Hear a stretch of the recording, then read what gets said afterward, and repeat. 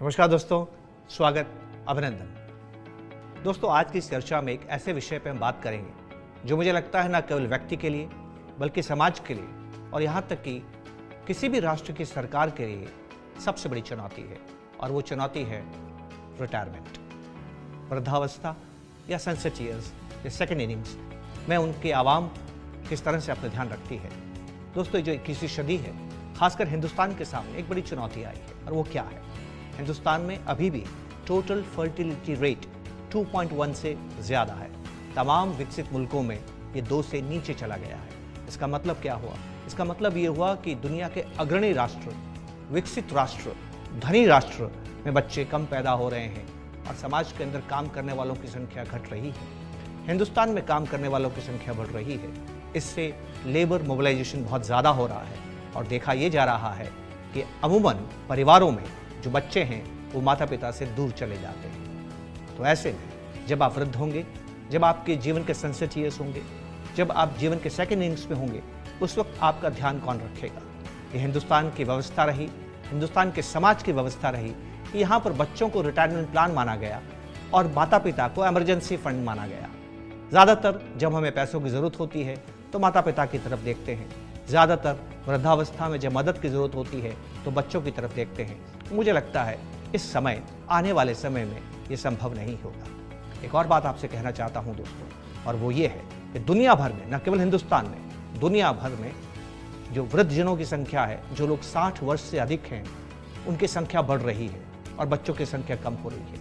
ये एक नए प्रकार की चुनौती दुनिया में दे रही है, जहाँ पर जो ओल्ड एज में आपको केयर गिवर्स नहीं मिलेंगे और आपको स्वयं का अपना ध्यान रखना होगा। तो इसमें चिंता की बात क्या है? दोस्तों, इसमें चिंता की बात यह है, मुझे याद आते हैं डेविड आइजनहावर, जो कि द्वितीय विश्व युद्ध में अमेरिका के जनरल थे, फौज के जनरल थे। वो एक बड़ी महत्वपूर्ण बात कहते थे जिसका आइजनहावर मैट्रिक्स कहा जाता है कि बहुधा जीवन में जो महत्वपूर्ण विषय होते हैं, जो चीज़ें इंपॉर्टेंट होती हैं, वो अर्जेंट नहीं होती हैं, और जो अर्जेंट होती हैं वो कभी इंपॉर्टेंट नहीं होती है। क्योंकि रिटायरमेंट प्लानिंग सबसे इंपॉर्टेंट चीज़ है, वो अर्जेंट नहीं है, वो बहुत दूर नजर आती है।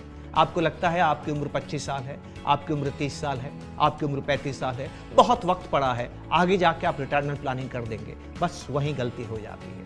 हम सभी जानते हैं रिटायरमेंट के लिए एक बड़ी धनराशि की जरूरत होती है, बड़े धन के निर्माण करने की जरूरत होती है, और धन का निर्माण कंपाउंडिंग से होता है, कंपाउंडिंग समय से होती है। इसलिए धन का निर्माण वही कर सकता है जो जीवन में जल्दी निवेश करना और सेव करना शुरू करता है। स्टार्ट अर्ली, डू रेगुलरली एक अकेला मंत्र है जो कि आपको फाइनेंशियली फ्री करता है और रिटायरमेंट के लिए तैयार करता है।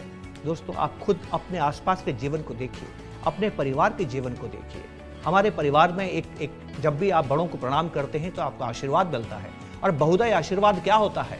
शास्त्र कहता है सफल बनो, विजय बनो, बड़ा आशीर्वाद है। पर कोई माता पिता अपने बच्चों को बोलते हैं सफल बनो, विजय बनो नहीं कहते हैं, वो कहते हैं दीर्घायु भव, शतायु भव, और उनका ये आशीर्वाद फलने फूलने लगा है। हिंदुस्तान में लाइफ एक्सपेक्टेंसी बढ़ने लगी है, तो हम बहुत लंबी उम्र को भी प्राप्त करेंगे। तो ऐसे में दोस्तों, विचार करें कि आपको लंबी उम्र भी जीना है, अपने जीवन स्तर को बढ़ाते भी रहना है, बच्चे भी आपके पास में नहीं रहेंगे। आपको नहीं लगता ऐसे में आपके पास समुचित व्यवस्था होनी चाहिए? इसको कीजिए। इसको करना चुनौतीपूर्ण क्यों है? क्योंकि हमने आज तक नहीं की है। ये नया ज्ञान है, नई चुनौती है, इसलिए बहुत ज़्यादा विचार करने की ज़रूरत है। मुझे उम्मीद है आप इसकी तरफ ध्यान देंगे और अपने कदम आगे बढ़ाएंगे अपनी सनसेट ईयर्स को प्रोटेक्ट करने के लिए, सेकेंड इनिंग्स को बेहतर करने के लिए।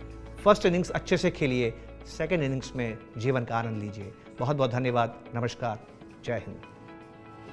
An investor education initiative by HDFC Mutual Fund। ऐसे और वीडियोस देखने के लिए हमारा चैनल अभी सब्सक्राइब करें।